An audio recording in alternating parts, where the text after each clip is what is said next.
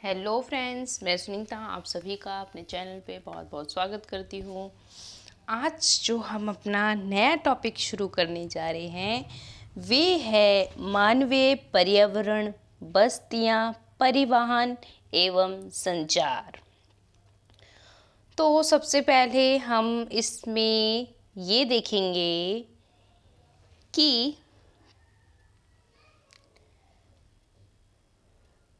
मानवीय पर्यावरण, फिर उसके माध्यम से किस प्रकार बस्तियों में परिवर्तन आया और इसके साथ ही साथ परिवहन और संचार के बारे में देखेंगे। सर्वप्रथम संचार जो है इस चैप्टर में बहुत अधिक महत्वपूर्ण है और परिवहन। तो चलिए ठीक है, आरंभ करते हैं, देखते हैं क्या है इसमें कुछ विशेष बातें। अध्याय फर्स्ट में आप पढ़ चुके हैं कि प्रारंभिक मानव खोज भोजन, वस्त्र एवं आवास के लिए महत्वपूर्ण रूप से प्रकृति पर निर्भर थे। बिल्कुल हमने देखा।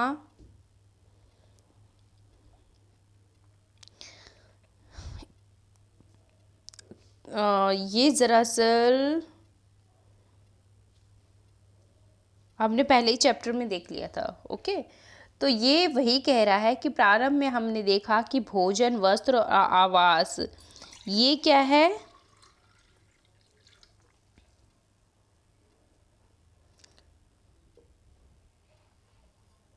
इन सब के लिए पूर्ण रूप से हम प्रकृति पे ही निर्भर थे। आज भी हैं, लेकिन थोड़ा प्राचीन काल की अपेक्षा आज थोड़ा कम है, लेकिन हैं। ऐसा हो ही नहीं सकता कि प्रकृति के बिना मनुष्य जीवित हो।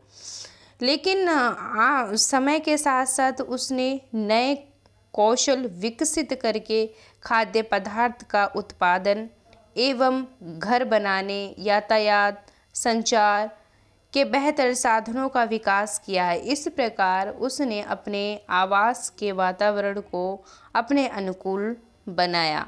बस्तियाँ ये स्थान हैं, बस्तियाँ जो हैं वे स्थान हैं जहाँ लोग अपने लिए घर बनाते हैं।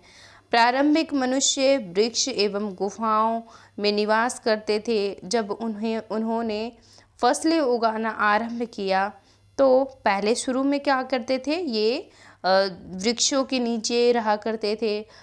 ऐसे ही कुछ भोजन नहीं मिला खाने के लिए तो ये उनकी जड़ें वगैरह खोद कर अच्छे से उसकी सफाई करके वे खा लेते थे और पेड़ों के नीचे रहते थे। फिर धीरे धीरे ये गुफाओं में रहने लग गए और साथ ही साथ उन्होंने फसल उगाना भी आरंभ किया। जब धीरे धीरे उन्हें इन सब की जानकारी होने लग गई, वनस्पतियों की जानकारी हुई, वे एक ही स्थान पर रहे, वातावरण को देखा उन्होंने, फिर जाना कि किस प्रकार परिवर्तन होता है। फिर धीरे धीरे कैसे कैसे जो कृषि होती है कि उस किसके बीज खाने लायक है, कौन से पौधे हमें औषधि देते हैं, कौन से पौधे हमें अन्न देते हैं अर्थात भोजन देते हैं, इस प्रकार व्यक्तियों ने उसकी खोज करी एक स्थान पर रहकर। धीरे धीरे मतलब समय अनुसार तो सब कुछ पता चलता रहता है। तो ऐसे ही कृषि आरंभ हो गई। जब कृषि आरंभ हुई तो उनके लिए एक जगह स्थायी घर बनाने के लिए मतलब एक तरीके से स्थायी रूप से रहना आवश्यक हो गया। पहले जो लोग रहते थे वे क्या करते थे, एक स्थान पर रहते थे। जैसे कि मान लीजिए एक स्थान, मनुष्य है एक जंगल में रह रहा है, मतलब वो कहीं से घूमते हुए आया है, ठीक है। तो उसका कारण क्या था, उसका कारण अक्सर ये होता था कि उन्हें भोजन चाहिए, भोजन चाहिए। उसके लिए वे क्या करते थे, पहले तो कृषि थी ही नहीं तो ये पहले पशुओं का शिकार करते थे और फिर पीने के लिए जल चाहिए तो ये नदियों की तलाश में घूमा करते थे। और अगर पशु नहीं मिले, जिस दिन शिकार नहीं मिला, वे क्या करते थे, वे जो ज़मीन के नीचे जो मीठे मीठे जो कंदमूल होते हैं या कुछ पौधे की जो जड़ें होते हैं, उन्हें काफ़ी जानकारी होती है क्योंकि वो जंगल में ही जीवन कई वर्षों से बिता रहे होते हैं, तो उन्हें पता है कौन से खाने योग्य है और कौन से नहीं। तो उन्हें ढूंढना, फिर उसके बाद उसको उसकी तलाश में चारों तरफ जाना, फिर एक तरफ जो जल है उसको प्राप्त करना, फिर शिकार भी एक स्थान पर नहीं मिलता, एक स्थान से दूसरे स्थान वो भी आता जाता रहता है, जो पशु पक्षी होते हैं। तो इस प्रकार लोगों को घूमना पड़ता था। तब कृषि नहीं थी। जब कृषि आई तो इससे क्या हुआ, स्थायी रूप, जब वो फसल उगाएंगे, फिर फसल उगेगी, फिर बढ़ेगी, फिर पकेगी, फिर तैयार होगी, तो इन सब के लिए उस समय मतलब उन सब कार्य में बहुत समय लगता है। जब बहुत समय लगता है तो लोग एक स्थान पर स्थायी रूप से अपना घर बनाने लग गए धीरे धीरे। फिर उन्होंने पशुपालन भी आरंभ कर दिया, तो अब उनका एक स्थान से दूसरे स्थान जाना मुश्किल हो गया। तो इस प्रकार उन्होंने स्थानीय आवास बनाने प्रारंभ कर दिए। बस्तियों में बस्तियों का जो विकास है नदी घाटियों के निकट हुआ, ये हमने अभी चर्चा में देखा, क्योंकि वहाँ पर्याप्त मात्रा में जल उपलब्ध था एवं भूमि उपजाऊ थी। तो जहाँ जल स्रोत होगा वहाँ भूमि उपजाऊ होगी। व्यापार, वाणिज्य एवं विनिर्माण के विकास के साथ ही मानव बस्तियाँ जो हैं बड़ी होती गई। साथ ही समय के साथ साथ मानव बस्तियों का विकास होने लग गया और जो नदी घाटी के निकट बस्ती पनपने लगी एवं सभ्यता का विकास आरंभ हो गया। इस प्रकार धीरे धीरे सभ्यता का आरंभ हुआ। क्या आपको सिंधु एवं टिग्रीस, यस बिल्कुल, हमने सिंधु सभ्यता के बारे में भी पढ़ा है। अब इसी के अंदर हमने देखा था ना प्रारंभ में ही, हालांकि वो हिस्ट्री में है, उसका पार्ट अलग है, तो वो जाके देखिएगा, वो भी हमने पढ़ा है इसमें। तो वो प्लेलिस्ट में है, हिस्ट्री की प्लेलिस्ट है अलग से, उसके अंतर्गत है, तो जिसे पढ़ना हो उसमें जाके देखना। तो सिंधु जो सभ्यता है इसके बारे में पढ़ा, और साथ ही साथ देखा था हमने टिग्रीस, इसके साथ नील और हवांगही नदी, ये मिस्र में बहती है नील नदी, और हवांगी नदी ये चाइना में बहती है, के किनारे विकसित हुए जो सभ्यताओं के नाम याद हैं? बिल्कुल याद हैं, लेकिन अभी हम हिस्ट्री में थोड़ा घुस जाएंगे, अभी हम अपना पहले ईवीएस करेंगे। आगे बढ़ते हैं। बस्तियां जो हैं ये स्थायी और अस्थायी हो सकती है। जो बस्तियां कुछ समय के लिए बनाई जाती थी वे अस्थायी बस्तियां कहते हैं, और घने जंगलों, मार्ग एवं ठंडे रेगिस्तानों एवं पर्वत के निवासी अक्सर अस्थायी बस्तियों में रहते थे। तो बस्तियां दो प्रकार की होती थी, स्थायी और अस्थायी। स्थायी रूप से वे होती थी जो एक ही स्थान पर रहते थे और वर्षों से भी वर्षों मतलब वंश दर वंश रहते चले आते थे। लेकिन अस्थायी भी बस्तियाँ बसती थी, वे कहाँ बसती थी? अधिकांश रूप में घने जंगलों में बसती थी, और साथ ही साथ जैसे गर्म स्थान हो गया, गर्म रेगिस्तान हो गया या ठंडा रेगिस्तान हो गया, घने जंगलों में एक स्थान पर रहना बहुत मुश्किल कार्य है। ठीक है, वहाँ पर जंगली पशु होते हैं, इसके अलावा अनेक शिकारी होते हैं, और जल का भी जो स्रोत होता है बहुत दूर होता है। इसके अलावा जो गर्म रेगिस्तान है, ठंडा रेगिस्तान है, इसमें रहना थोड़ा मुश्किल होता है। एक ही मौसम के अनुसार अगर इन्हें यहाँ पर रहना होता हो, ये रह सकते थे, क्योंकि बहुत अधिक गर्म स्थान पे रहना भी बहुत मुश्किल है और बहुत ठंडे स्थान पे भी रहना। तथा पर्वत, जो पर्वत भी है उस पे एक स्थायी रूप से निवास नहीं कर सकते ना। वहाँ पे जैसे अगर जो कृषक व्यक्ति है वे कृषि कैसे करेगा अपनी, और इसके अलावा जो अपनी व्यक्तिगत आवश्यकताएं हैं वे किस प्रकार पूर्ण करेगा। तो पर्वतों पे भी जो पर्वत के जो निवास हैं वे अक्सर अस्थायी बस्तियों में, ये सब अस्थायी बस्तियाँ यहाँ पर बसाई जाती थीं। वे आखेटक, खाद्य संग्रहण और स्थानांतरित कृषक एवं ऋतु प्रवासी करते हैं। तो ये सब कौन करते थे? अधिकांशतः हैं एक तो जो अस्थायी बस्तियां जो बसाती थी उनकी बात हो रही है कि उसके अंतर्गत कौन कौन आता था। उसके अंतर्गत आखेटक आते थे, मतलब जो शिकार वो किया करते थे जानवरों का। और स्थानीय कृषि, जो कृषि किया करते थे वो भी स्थानीय स्थान पर, जैसे कि उदाहरण के रूप में अगर झूम खेती को देख लिया जाए तो वो भी कुछ इस प्रकार ही होती है।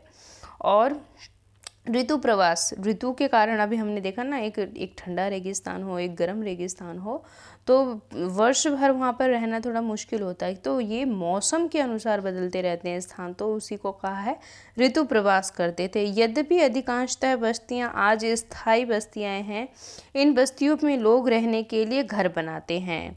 मैरी का जन्मदिन था और केक काटने के लिए वह अपने मित्रों के साथ गुलप्रीत की प्रतीक्षा कर रही थी। आखिरकार थकी और खांसती और हांफती हुई गुरप्रीत पहुंची। उसने बताया कि अत्यधिक यातायात जाम था। मैरी की मां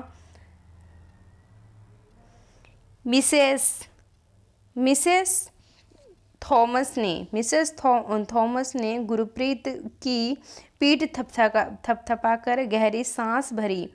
ओह, मेरे शहर में बहुत प्रदूषण है। प्रसाद हाल ही में गांव से आया था। उसने पूछा, शहर में इतना प्रदूषण तथा यातायात जाम क्यों होता है? शहर में बढ़ती आबादी के कारण दिन प्रतिदिन वाहनों की संख्या बढ़ती जा रही है। मैरी के पिता जो थे वे मिस्टर थॉमस ने कहा कि मैरी ने पूछा, तब लोग शहर क्यों आते हैं?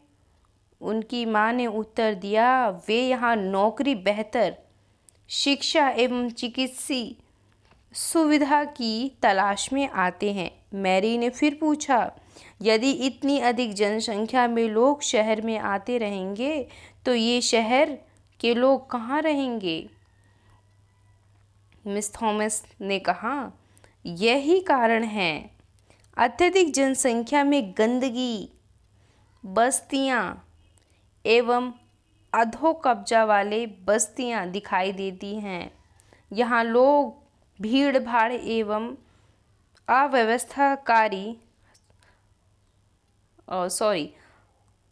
अस्वस्थकारी परिस्थितियों में रहते हैं। शहरों में और जो जल एवं विद्युत की कमी एक सामान्य समस्या है। प्रसाद ने कहा, हमारे गांव में बड़े सिनेमा घर और अच्छी सुविधाओं वाले स्कूल एवं अच्छे अस्पताल नहीं हैं, लेकिन हमारे यहाँ बहुत सारी खुली भूमि एवं सांस लेने के लिए ताज़ी हवा मिलती है। जब मेरे दादाजी बीमार थे तब उनको शहर के अस्पताल में लाना पड़ा था। ऊपर दिए गए संवाद से बस्तियों के दो भिन्न चित्रण हमारे सामने आते हैं। ग्रामीण एवं शहरी बस्तियाँ। गांव अर्थात ग्रामीण बस्तियाँ होती हैं जहाँ लोग कृषि, मत्स्य पालन, वानिकी और दस्तकारी, पशुपालक संबंधी कार्य करते हैं। और ग्रामीण बस्ती सघन या प्रकीर्ण हो सकती है, मतलब जो इस प्रकार का उत्पादन जो होता है, जैसा कि मत्स्य पालन होता है, कृषि होता है और वानिकी होती है, दस्तकारी होती है, पशुपालन संबंधी जो कार्य होता है, इन सब कार्य से जो ग्रामीण बस्ती सघन या प्रकीर्ण हो सकती है। सघन बस्तियों में आसपास बने होते हैं। ओके, सघन मतलब बहुत अधिक आबादी, जहाँ पर लोगों की संख्या अधिक हो। वहाँ क्या होता है, घर अधिकतर किस प्रकार होते हैं, नज़दीक नज़दीक। तो ये वही बात कर रहा है।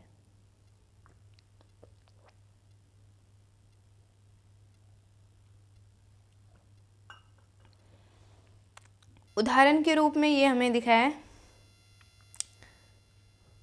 सघन बस्ती कुछ इस प्रकार की। अधिकांशतः ऐसी बस्तियां ज़्यादा जनसंख्या वाले क्षेत्रों में देखने को मिलती है।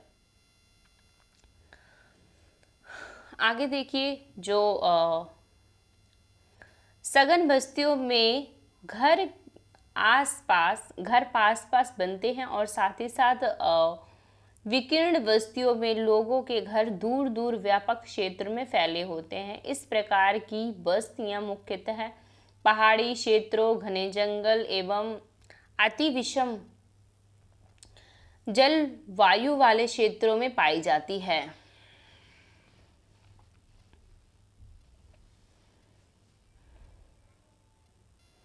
अब ये बता रहा है प्रकीर्ण बस्ती जो होती हैं वे उनका जो इस प्रकार की बस्तियों में जो लोग रहते हैं उनका घर काफ़ी दूर दूर होता है और काफ़ी दूर क्षेत्रों में फैला हुआ होता है। तो इसमें क्या होता है, इसमें इतनी जनसंख्या नहीं होती जिससे कि जैसा कि शहरों में देखने को मिलती है।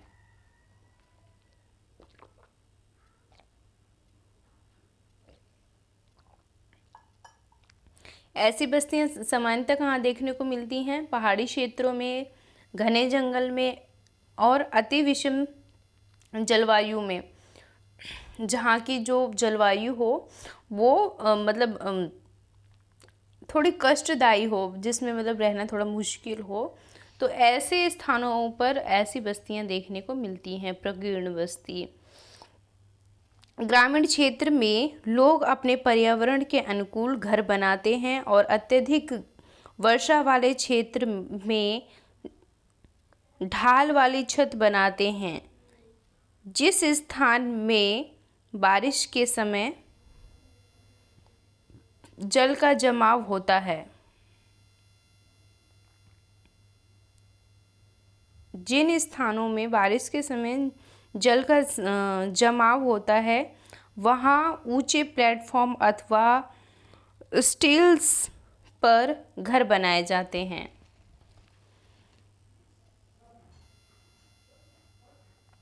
तो जो ग्रामीण क्षेत्र होते हैं वे क्या होते हैं, वे पर्यावरण के अनुकूल घर बनाए जाते हैं। ठीक है, जहाँ जैसे ग्रामीण क्षेत्र है जहाँ पर मान लीजिए पर्वतों पर निवास है, या फिर वहाँ जैसे उत्तराखंड वगैरह स्थान हो गया, वहाँ पे जो भी गांव के लोग हैं वो पहाड़ों पर रहते हैं, तो उनका जो घर है, इसके अलावा जो भी भौगोलिक स्थिति है वे उसके अनुकूल अपना घर का निर्माण करते हैं। कहने का अर्थ यही है कि जैसा जहाँ पे माहौल होगा वहाँ का जो घर होगा उसी प्रकार होगा। जैसे कि मान लीजिए असम में क्या होता है, असम में जो घर बनाए जाते हैं वे कैसे बनाए जाते हैं, वे 3 से 4 फुट ऊंचाई पर, ज़मीन से 3 से 4 फुट ऊंचाई पर बनाए जाते हैं। जिससे क्या होता है, ये बांस पे बनाए जाते हैं, जिससे ये होता है कि वहाँ पे इसका भी कोई कारण होगा, वे ज़मीन पे भी बना सकते हैं अपना घर, लेकिन इसका कारण ये है कि वहाँ पर बहुत अधिक वर्षा होती है। बहुत अधिक वर्षा होने के कारण जो ज़मीन है वे वहाँ पे तो पानी एकत्र हो जाता है, जिस कारण की वजह से थोड़ा रहना मुश्किल होता है। इस वजह से वे ज़मीन से 3 से 4 फीट ऊंचाई पर ये बनाते हैं अपने बांसों के घर। ओके, तो ये एक उदाहरण था। अब इसी क्रम में हम आगे बढ़ते हैं, तो आगे देखिए अभी हमें क्या मिलता है जानने के लिए। तो अब अभी हमने देखा, यहाँ पर अभी हमने पढ़ा, वहाँ ऊंचे प्लेटफॉर्म अथवा स्लिट्स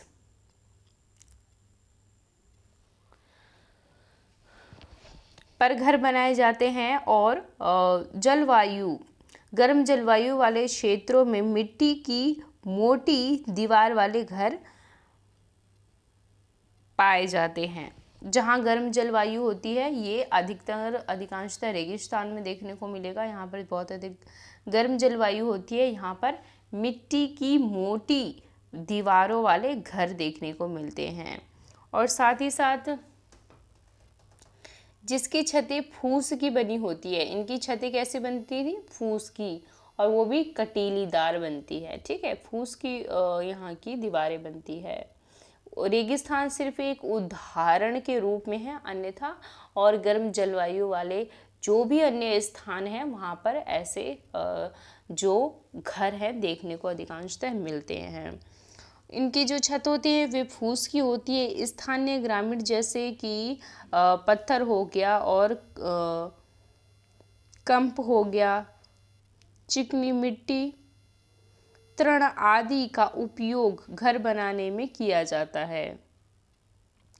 तो जब इस प्रकार का मिट्टी वाला घर बनता है तो इसमें क्या क्या सामग्री लगती है? पत्थर लगते हैं और कंप लगते हैं, साथ ही साथ चिकनी मिट्टी लगती है, तृण लगता है। तृण मतलब छोटे छोटे ऐसे जो कण होते हैं जो मिट्टी की दीवार को मजबूती प्रदान की जाती है, वो उस मिट्टी में मिला के उसका लेपन करके फिर उसका घर बनाया जाता है। तो इस प्रकार की सामग्रियाँ उसमें लगती हैं। जो नगरीय बस्तियों में नगर छोटी एवं शहर उनसे बड़ी बस्तियां होती है। नगरीय क्षेत्र में लोग निर्माण, व्यापक एवं सेवा क्षेत्र में कार्यरत होते हैं। अपने राज्य के कुछ गांवों, नगरों एवं शहरों के नाम लिखिए। तो कहने का अर्थ ये है कि ये यहाँ पे बोल रहा है, एनसीईआरटी हमें बता रही है, जो नगरीय बस्तियाँ हैं वे जो होती हैं, नगरीय बस्तियाँ जो नगर में बसी होती हैं वे छोटी होती हैं। किससे छोटी हैं? तो किससे छोटी होती हैं? अगर शहरों से अपेक्षा करी जाए तो जो नगर की बस्तियाँ होती हैं वो उसकी तुलना में छोटी होती हैं। और इस प्रकार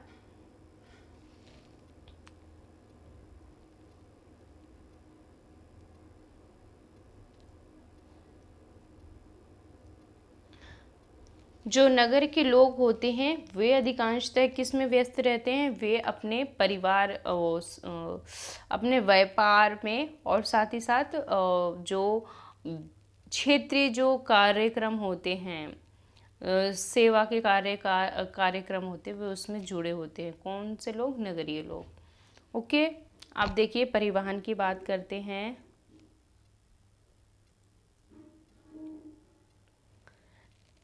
देखिए स्टील्स पर जो घर बनाए जाते हैं, मकान बनाए जाते हैं, वे देखिए कुछ इस प्रकार के होते हैं। देखिए जमीन से ऊपर, जमीन से ऊपर, जमीन से ऊपर। ओके, परिवहन की बात करते हैं। आप अपने परिवहन पे आ जाते हैं। ये देखिए थोड़ा सा ये इग्लू के बारे में देख लेते हैं। आप बर्फ से बने आवास कहाँ पाते हैं? उन्हें कौन बनाता है एवं वे क्या कहलाते हैं? परिवहन के उस साधनों की एक सूची बनाइए। ये सब की ये बात है हमारे काम की। जो क्या आप जानते हो? ये देखिए आगे हम आज के हमारे टीचर जी ये पीछा नहीं छोड़ने वाले जब तक हमारी ईवीएस नहीं खत्म होने वाली। भारत में अनेक राष्ट्रीय एवं राज्य मार्ग है। भारत में एक्सप्रेस वे का निर्माण विनिर्मित है। स्वर्ण चतुर्भुजीय महामार्ग दिल्ली, मुंबई, चेन्नई, कलकत्ता को जोड़ता है। तो ये कौन से मार्ग की बात कर रहा है? स्वर्ण चतुर्भुजीय, स्वर्ण चतुर्भुजीय, सॉरी ये रहा स्वर्ण चतुर्भुजीय महामार्ग। ठीक है, ये यहाँ से लेके यहाँ तक ये मार्ग का नाम है, स्वर्ण चतुर्भुजीय महामार्ग। अब ये क्या करती है, सर्वप्रथम ये देखिए, भारत में एक्सप्रेस वे का निर्माण विनियमित है। देखिए, भारत का ये एक्सप्रेस वे निर्माण है, इसका क्या नाम है, इसका नाम है स्वर्ण चतुर्भुज, स्वर्ण चतुर्भुज महामार्ग, स्वर्ण चतुर्भुज महामार्ग, भारत के एक्सप्रेस वे। ओके, और ये किससे किससे जुड़े हैं, स्वर्ण चतुर्भुजीय महामार्ग क्यों कहा गया है, चतुर अर्थात चार, ठीक है, चार। महामार्ग मतलब मार्ग होते हैं छोटे और महामार्ग होते हैं बड़े विशाल। तो ये बड़े विशाल महामार्ग है जिसे कहा गया है स्वर्ण चतुर्भुजीय महामार्ग। अब ये जो महामार्ग है, वे जो मार्ग छोटा होता है, महामार्ग बड़ा होता है। तो महामार्ग है तो ये तो अपने साथ किसी न किसी को जोड़ेगा। ये मुंबई को जोड़ता है और दिल्ली, मुंबई, चेन्नई, कलकत्ता, ये चार राज्यों से जुड़ा हुआ मार्ग है। ओके, स्वर्ण चतुर्भुजीय महामार्ग, स्वर्ण चतुर्भुजीय महामार्ग ये कहाँ कहाँ पर है, ये जुड़ा हुआ है दिल्ली से, फिर है मुंबई, फिर है चेन्नई और फिर है कोलकाता हमारा। ओके, तो हम परिवहन पे आ गए थे। अब देखिए ज़रा क्या है, परिवहन लोगों एवं सामान के आवागमन के साधन हैं। पुराने समय में अधिक दूर की यात्रा करने में अत्यधिक समय लगता था। उस समय लोग पैदल चलते थे एवं अपने सामान को ढोने के लिए पशुओं का उपयोग करते थे। परिवहन की खोज से परिवहन आसान हो गया। पहिए की खोज से परिवहन आसान हो गया और समय के साथ साथ परिवहन के विभिन्न संसाधनों का विकास हो गया। लेकिन आज भी लोग परिवहन के लिए पशुओं का उपयोग करते हैं। बिल्कुल, जैसे कि रेगिस्तान में देख लिया जाए तो वहाँ क्या उपयोग होता है, वहाँ पे उपयोग होता है ऊँट का।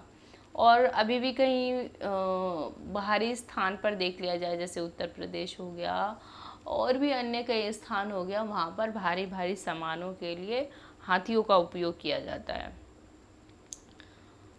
तो अब इसी क्रम में हमें क्या बताता है, ये बता रहा है कि देश में सामान्यतः गधे, खच्चर, बैल, ऊँट का उपयोग किया जाता है। तो ये कुछ ऐसे पशु हैं जिनका उपयोग सामान ढोने के लिए किया जाता है। वे हैं गधे हैं, खच्चर है, बैल है, ऊँट है, इन सब का उपयोग किया जाता है। दक्षिण अफ्रीका के इंडीज पर्वत के क्षेत्र में लामा का उपयोग इसी तरह होता था। ये दक्षिण अफ्रीका की बात कर रहे हैं। दक्षिण अफ्रीका की जो इंडीज पर्वत श्रृंखला है, उस क्षेत्र में लामा का उपयोग इसी प्रकार होता था। लामा अर्थात एक पशु का नाम है और जो दक्षिण अफ्रीका की इंडीज पर्वत है वे कैसी है, वे मैदानी नहीं है, समतल सपाट नहीं है, वे चलने लायक एकदम ऐसी भूमि नहीं है कि आप एकदम इधर से गए और उधर निकल गए। वहाँ चलना और एक तरीके से सामान ले जाना बहुत उससे भी और अधिक कठिन है। तो वहाँ पर लामा का उपयोग किया जाता था। और आगे देखिए, जैसे तिब्बत में याक का उपयोग होता है। तिब्बत में किसका होता है, याक का उपयोग होता है। वहाँ का भी स्थान कुछ ऐसे ही है, मैदानी इलाका नहीं है ये। प्रारंभ में ये अन्य देशों के व्यापारियों को भारत पहुंचने में अनेक महीने लग जाते थे। प्रारंभ में ये क्या कह रहे हैं, ये अन्य देशों को, जैसे जो भी एक तो व्यापारिक दृष्टि से पहले लोग आवागमन था पहले तो लोगों का, और इसके अलावा ये कहाँ से आते थे, जल मार्ग से बहुत कम आते थे, ये आते थे अधिकांशतः स्थल मार्ग से। अर्थात स्थल मार्ग वे होते हैं जो भूमि की सहायता से या फिर भूमि का उपयोग करके उसको, या कहीं भी आवागमन हो या कोई भी कार्यक्रम हो। तो ये याक का उदाहरण दिया गया है। ये याक का उपयोग कहाँ किया जाता है, तिब्बत में। प्रारंभ में ये अन्य देशों के व्यापारियों को भारत पहुंचाने में अनेक महीने लगे। वे समुद्री मार्ग से या स्थल मार्ग से आते थे। तो भारत में बहुत से ऐसे यात्री आए हैं, जैसे कि इब्न बतूता हो गए हैं। और इसके अलावा जब प्राचीन समय में जब बौद्ध धर्म फैला था, तो चीन से बहुत बड़े बड़े जो बौद्ध धर्म को मानने वाले थे अनुयायी, वो यहाँ पर आए। तो कोई जल मार्ग से आया, कोई स्थल मार्ग से आया, और कोई पशुओं पर बैठ कर आया। तो कहने का अर्थ यही है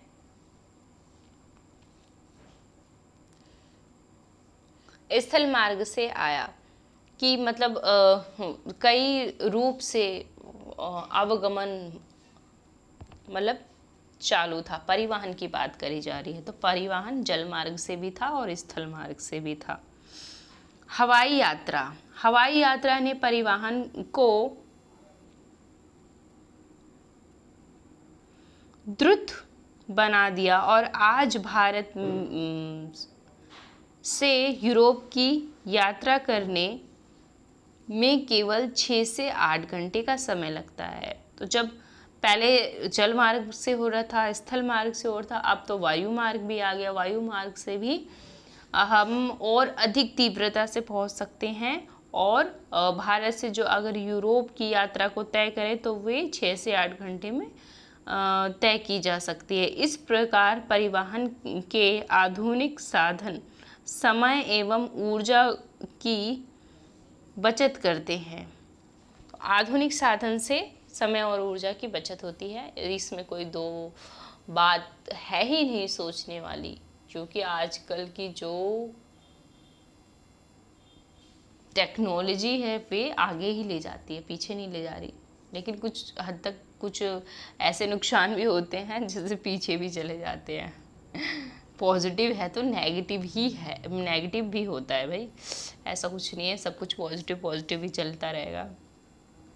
परिवहन के 4 प्रमुख साधन क्या क्या थे आज के समय में? क्या है? सड़क है, रेल मार्ग है, जल मार्ग है एवं वायु मार्ग है। वायु मार्ग अभी आया, हालांकि इसका चलिए ये ईवीएस की क्लास है, हाँ, तो हम पौराणिक ग्रंथों पे नहीं जाएंगे ना,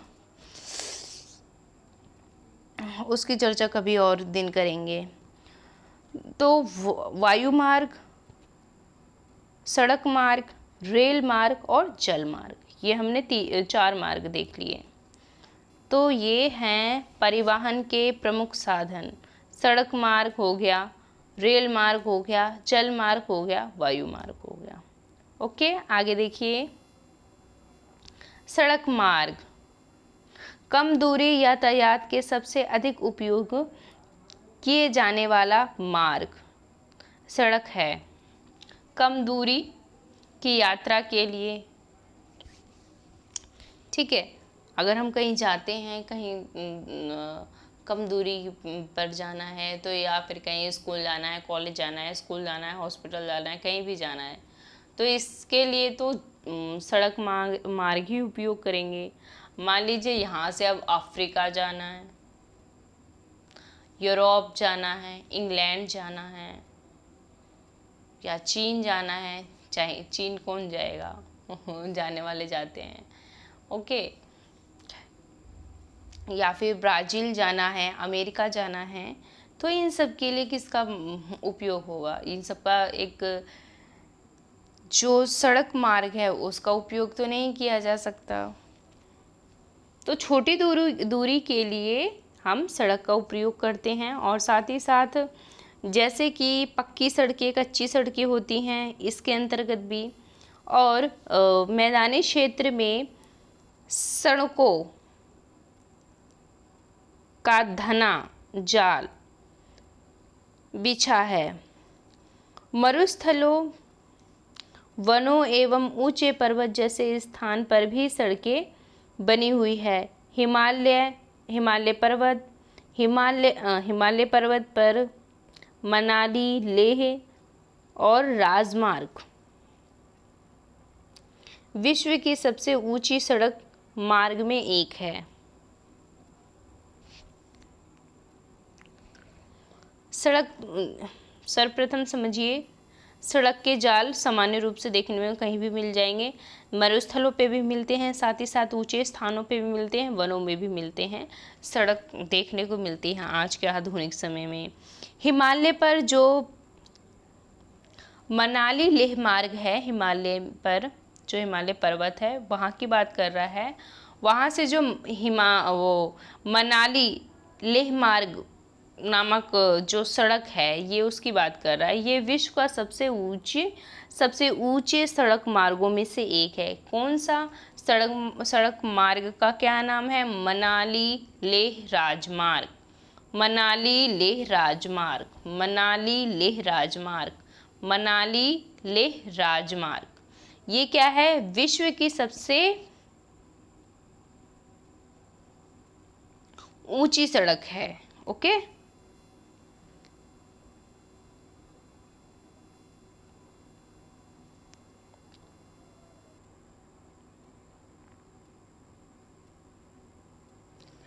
और भूमिगत सड़कों को भूमिगत मार्ग सबवे कहते हैं। जैसे कि फ्लाईओवर उत्थित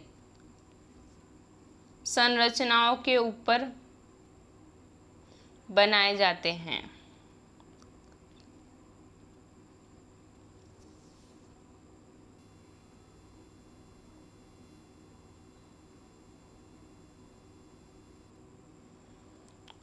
तो सबवे किसे कहते हैं? जो भूमिगत मार्ग होते हैं, अर्थात जिनका आधार भूमि पर होता है। जैसे ये है, मान लीजिए सड़क, अब इसके ऊपर मान लीजिए इधर बड़ी बड़ी गाड़ियों के लिए तो हाईवे ही बनता है ना, तो ये ऐसे ये हाईवे बन जाएगा। ठीक है, इसे कहते हैं सबवे। ओके, जैसे मेट्रो हो गई, और साथ ही साथ जो बड़े बड़े ट्रक हो गए जो हमेशा रात्रि के समय चलते हैं, इन सब चीज़ों के लिए। और इसके साथ ही साथ जैसे मथुरा हो गया, दिल्ली हो गया, यूपी हो गया, इन सबको एक हाईवे मार्ग के द्वारा एक सड़क तैयार की जाती है कि जिसे मथुरा जाना है, मथुरा उस मार्ग का प्रयोग करेगा, और जिसे यूपी जाना है तो उस मार्ग का प्रयोग करेगा। तो ये सब हाईवे के माध्यम से निर्मित होते हैं। कुछ इधर को मार्ग जाएंगे, कुछ इधर को मार्ग जाएंगे, कुछ इधर को मार्ग जाएंगे। तो ये सब होते हैं, इन सबको सबवे कहते हैं, सबवे मार्ग। ठीक है, ये भूमिगत मार्ग होते हैं, अर्थात भूमि से ये ऊंचे होते हैं, और जिस पर ये टिके होते हैं उनका जो आधार, जो बेस होता है, वे ज़मीन पर टिका हुआ होता है, और लेकिन परिवहन ऊपर चलता है, उसे कहते हैं सबवे। ओके, अब देखिए रेल मार्ग पर आ जाइए। क्या आप जानते हैं? अब ये छोटी सी बात इनकी देख लेते हैं। ये जब से हम अपनी क्लास शुरू करें तब से ये कुछ ना कुछ बताते ही जा रहे हैं। चलिए थोड़ी इनकी नई बातें सुनते हैं।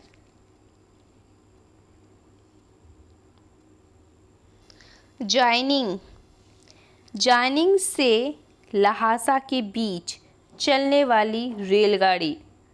जॉइनिंग जो है एक स्थान है, वहाँ से लहासा के बीच चलने वाली रेलगाड़ी जो है, ये समुद्र तल से 4000 किलोमीटर की ऊंचाई पर चलती है।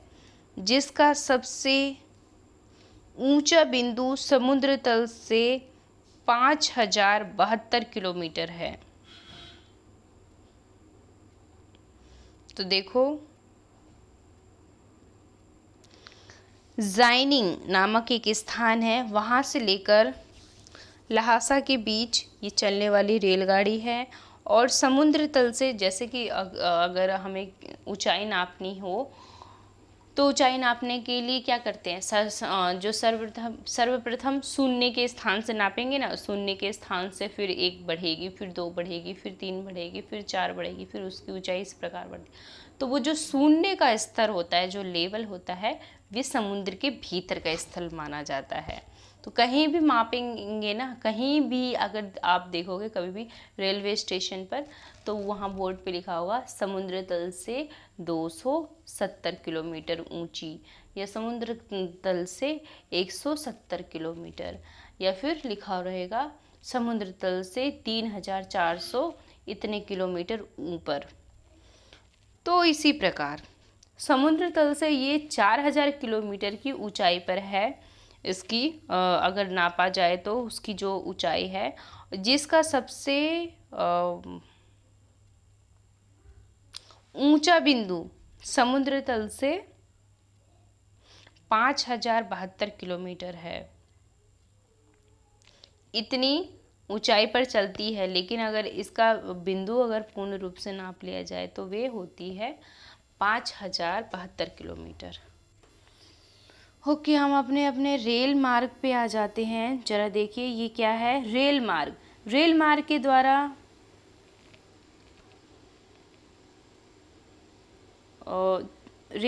मार्ग के द्वारा तीव्रता से एवं कम खर्चे में लोगों का आवागमन एक एवं भारी सामान को ढोने का कार्य होता है। वाष्प के इंजन की खोज एवं औद्योगिक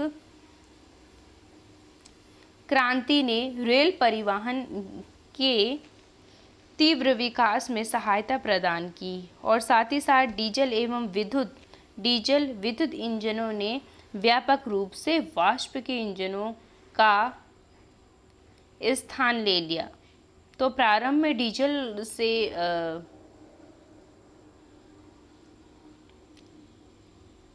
कई जो रेल मार्ग रेल हुआ करती थी उसका प्रयोग किया जाता था, लेकिन अब क्या हो गया, अब धीरे धीरे इसमें पहले डीजल से विद्युत का उपयोग किया जाने लगा, और फिर आधुनिक समय में विद्युत का ही उपयोग किया जाता है।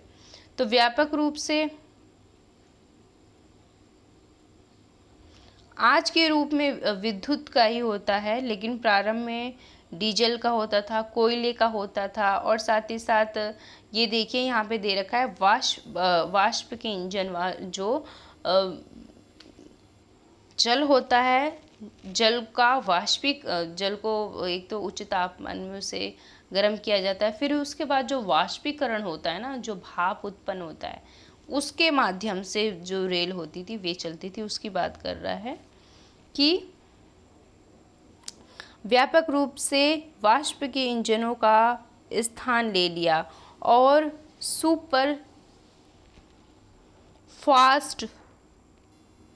सुपरफास्ट रेलगाड़ियों से परिवहन की गति और तीव्र हो गई। तो जैसे ही इसका भिन्न भिन्न प्रकार से स्थान बदलता चला गया इंजनों को चलाने का, तो वैसे ही क्या हुआ, ये सुपरफास्ट रेलगाड़ियों से परिवहन की जो गति थी वे तीव्र हो गई। मैदानी भागों में रेल मार्गों का जाल व्यापक रूप से फैल गया। जाल जो है, जब धीरे धीरे इंजन का उसका विस्तार होता गया, तो धीरे धीरे वे क्या हुआ, रेल का एक तरीके से भूमि पर जाल सा फैल गया व्यापक रूप से। उन्नत प्रौद्योगिकी कौशल से दुर्गम पहाड़ी क्षेत्रों में भी रेल मार्ग बनना संभव हो गया। तो जहाँ एक समतल मैदानी स्थान पर रेलवे मार्ग के माध्यम से व्यक्ति यात्रा करता था, लेकिन अब रेलवे जो है वो अब कहाँ तक बिछाई जाने लग गई, वे अब पहाड़ियों पे भी, जो दुर्गम स्थान है वहाँ पे भी एक तरीके से एक संभव हो गया, वहाँ पे भी रेल यात्राएं होती हैं, लेकिन इसकी संख्या काफ़ी कम है। भारतीय रेल मार्ग का जाल भली भांति विकसित है। यह एशिया में सबसे बड़ा है। यह एशिया में सबसे बड़ा, देखिए अब ये विश्व के स्तर की बात कर रहा है कि जो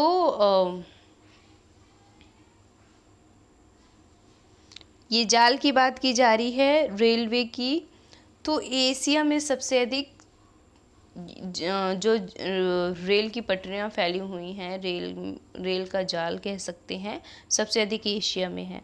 ओके, अब ये देखिए, क्या आप जानते हैं, ये कुछ बताना चाहते हैं हमें, ये हमारी कितनी हेल्प करते हैं ना, मतलब कहीं ना कहीं से आवाज़ लगा ही देते हैं कोने से चिपके।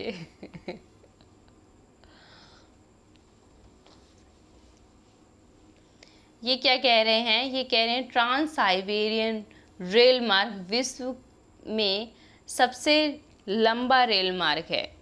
सबसे ज़्यादा हमने देखा अभी सबसे लंबा बता रहा है। सबसे लंबा कहाँ है, ट्रांस साइबेरिया की बात कर रहा है। सबसे लंबा रेल मार्ग है जो पश्चिमी रूस में सेंट पीटर्सबर्ग से प्रांत महासागरीय तट पर स्थित व्लादिवोस्टोक तक जाता है। व्लादिवोस्टोक तक जाता है। ओके, ट्रांस साइबेरिया का रेल मार्ग, ये देखिए, ये दिखा रहा, सेंट पीटर्सबर्ग कहाँ है, रूस में है ये।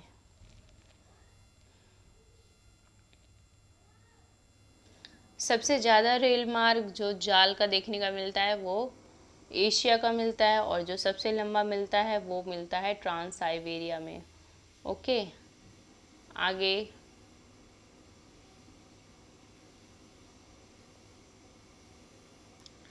जल मार्ग, आप पढ़ चुके हैं कि प्रारंभिक समय में परिवहन के लिए जल मार्ग का उपयोग किया जाता था। अधिकांश दूरी में भारी एवं बड़े आकार वाले सामानों को ढोने के लिए जल मार्ग सबसे सस्ता साधन होता है।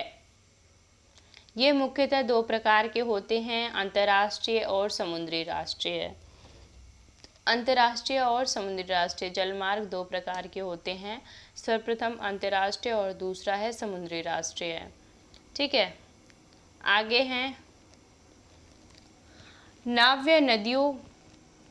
नाव्य नदियों एवं झीलों का उपयोग देशांतरीय जलमार्ग के लिए होता है। जो बड़ी बड़ी नावें होती हैं और जो झील होते हैं, जो यहाँ कई इलाकों से बहते हैं, मतलब उनकी जो जलधारा बहुत लंबी बहती है, बहुत दूर तक जाती है। ये जो होते हैं, इन सब का उपयोग इन सब के जल का, जो ये एक जल मार्ग का साधन है। तो ये किसके लिए उपयोग किया जाता है, ये अंतर्देशीय एक तरीके से जल मार्ग हैं का एक स्रोत हैं। अंतर्देशीय जल मार्ग के लिए होता है। कुछ महत्वपूर्ण अंतर्देशीय जल मार्ग जैसे कि गंगा यमुना ब्रह्मपुत्र तंत्र, ये देश के अंदर की ही बात की जा रही है। ठीक है, अंतर्देशीय जल मार्ग, तो भारत का ये बता रहा है गंगा और ब्रह्मपुत्र नदी के तंत्र, और साथ ही साथ ये अमेरिका की बता रहा है। अमेरिका में जो ग्रेट लेक एवं अफ्रीका में नील नदी,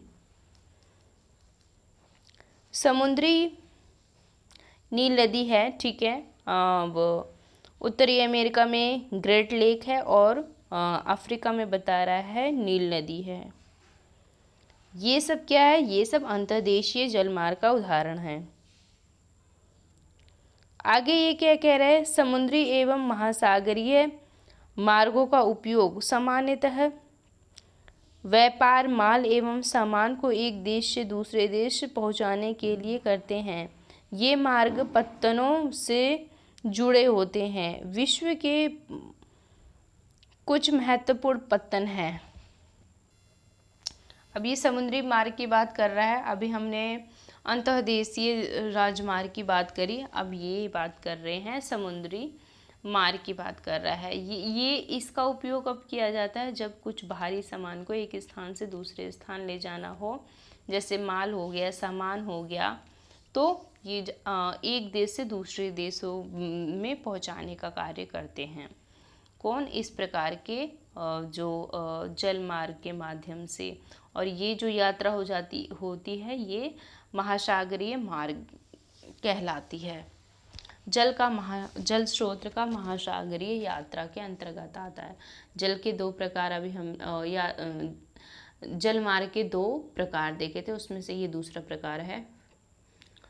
तो इसके महत्वपूर्ण पत्तन के बारे में दे रखा है कि किस देश से जुड़ता है और वहाँ पर किन किन देशों की नाव आती हैं, सामान उतारती हैं या सामान लेके जाती हैं। एशिया में सिंगापुर, एशिया का जो है स्थान, यहाँ पर सिंगापुर नामक एक समुद्री मार्ग है। ठीक है, समुद्री मार्ग और अंतर्देशीय मार्ग, तो ये दूसरे की बात कर रहे हैं हम।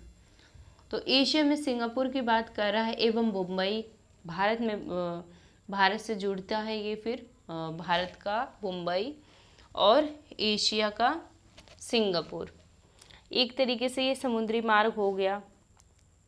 और उत्तरी अमेरिका में न्यूयॉर्क, उत्तरी अमेरिका न्यूयॉर्क और लॉस एंजल्स,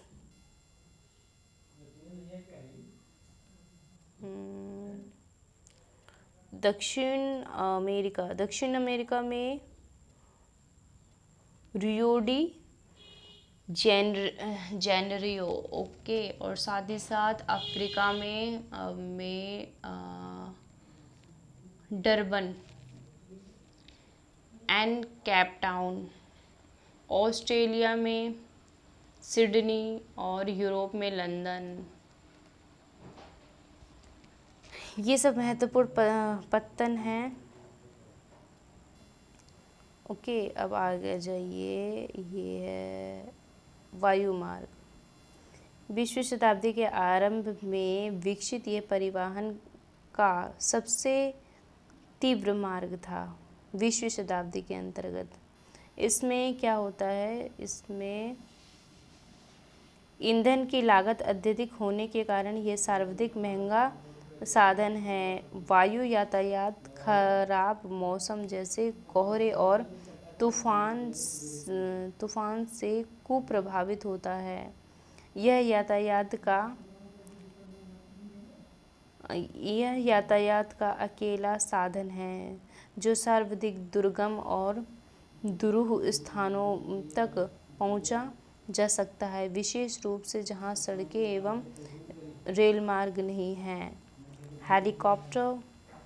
हेलीकॉप्टर अगम्य स्थानों एवं संकटकालीन स्थितियों में लोगों को बचाने एवं भोजन, जल, कपड़े एवं दवा बांटने के लिए एक बहुत ही उपयोगी साधन है।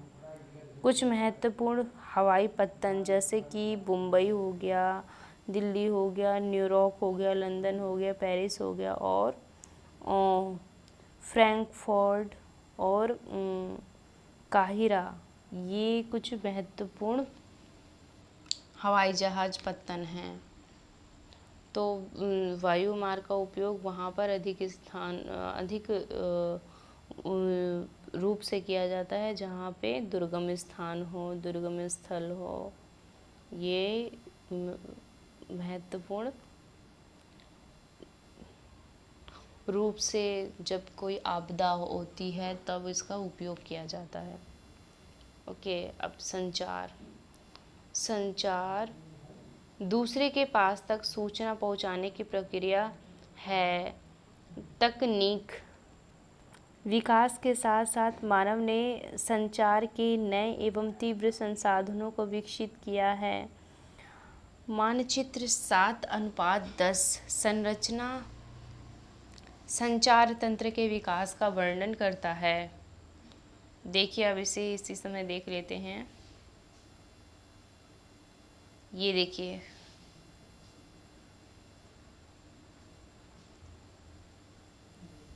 आपसी वार्तालाप, फिर मतलब ये प्राचीन समय की बात कर रहा है कि पहले के लोग अगर कोई खबर पहुंचाते थे तो किस प्रकार, जैसे कि हमने इतिहास की प्लेलिस्ट में जाके देखना कि उसमें संचार माध्यम कैसे होता था। तो होता था कुछ इस प्रकार कि लोग एक स्थान से दूसरे स्थान सूचना लेके जाते थे, फिर वे उसे कहते थे और वे आगे ले जाके उसे सुनाया करते थे। तो ये संचार का माध्यम। फिर इसके बाद जो प्रजा होती थी, राजा होते थे, वहाँ पे ढोल नगाड़े बजाकर संदेश दिया जाता था प्रजाओं को, या युद्ध के समय में अपने सुरक्षा की दृष्टि से या विभिन्न प्रकार के इस प्रकार से सूचनाएं प्रदान की जाती थी। इसके बाद पोस्टमैन हो गया। फिर इस प्रकार की गतिविधियां बंद हो गई, लेकिन हैं, अभी भी हैं, कम है। लेकिन आजकल क्या है, इंटरनेट, उसका उपयोग ज़्यादा होता है। लेकिन ये ऐसा नहीं है कि इसका महत्व कम हो गया हो, नहीं, इसका महत्व भी है आजकल के समय में। फिर पोस्टमैन आया, पोस्टमैन से किताबें आई, अखबार आए, फिर अब ये देखिए इधर कंप्यूटर आ गया।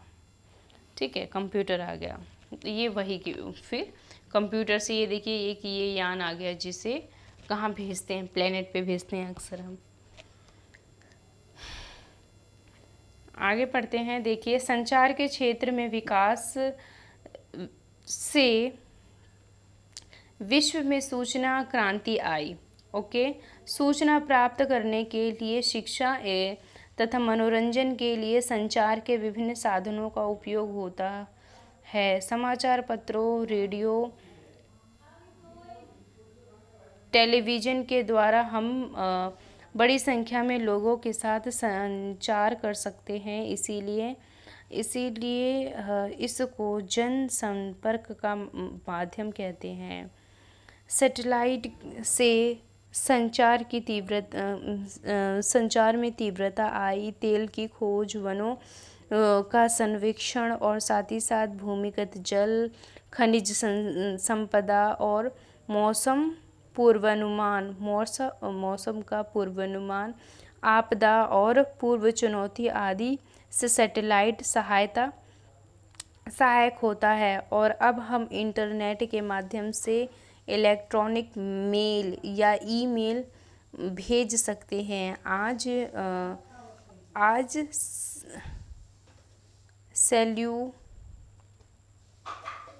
सेल्यूलर फ़ोन के द्वारा बेतार टेलीफोन संचार अत्यधिक लोकप्रिय हो चुका है और इंटरनेट के माध्यम से विश्व भर में केवल सूचना एवं परस्पर समीपता ही नहीं मिलती, अपितु इससे हमारा जीवन अधिक सुखमय भी बन गया है। अब हम घर बैठे ही रेल और हवाई जहाज़ एवं सिनेमा तथा होटल तक के लिए टिकट आरक्षित करवा सकते हैं। संपूर्ण विश्व में इस प्रकार लोगों एवं सेवाओं तथा संस्थाओं के बीच तीव्र गति से आपसी संपर्क संभव होने के कारण आज हम एक बृहद विश्व समाज के रूप में विकसित हो रहे हैं। तो कहने का मतलब जनसंचार जो है, इससे एक कहावत कही जाती है ना कि विश्व बहुत छोटा हो चुका है। हालांकि इसकी भौगोलिक स्थिति वही है, लेकिन इससे सूचना एक स्थान से दूसरे स्थान पर बहुत तेज़ी से पहुंचाई जा सकती है। अब देखिए ये क्या है, ये हमारे विश्व का एक मानचित्र है और उसमें ये बताया गया है जल मार्ग और वायु मार्ग और जल मार्ग के बारे में बताया गया है। तो वायु मार्ग को कुछ ये देखिए उत्तर अमेरिका में है, उत्तरी अमेरिका में है, और फिर ये यहाँ से आते हुए दक्षिणी अमेरिका में है, फिर दक्षिणी अमेरिका से यहाँ आते हुए यहाँ अफ्रीका में है, अफ्रीका से आते हुए ये देखिए ये है मॉरिशस, और फिर ऑस्ट्रेलिया, फिर ऑस्ट्रेलिया से है फिर टोक्यो, टोक्यो से है एशिया, एशिया से दिल्ली, फिर दिल्ली से अफ्रीका, फिर अफ्रीका से फिर पेरिस, पेरिस से मॉस्को। तो इस प्रकार ये कभी ख़त्म नहीं होने वाला वायु मार्ग, ठीक है। अब ये है जल मार्ग। तो जल मार्ग में क्या है, जल मार्ग में है ये देखिए ये है हमने क्या देखा था महासागरीय जल मार्ग। तो ये जो जल मार्ग है ये महासागर के अंतर्गत ही मिलेगा। जैसे प्रशांत महासागर हो गया, इधर इधर दक्षिण अटलांटिक महासागर हो गया, और इधर साथ ही साथ हिंद महासागर, प्रशांत महासागर, अटलांटिक महासागर, उत्तर अटलांटिक महासागर, अर्कटिक महासागर। तो ये महासागरों के अंतर्गत ही देखने को मिलेगा।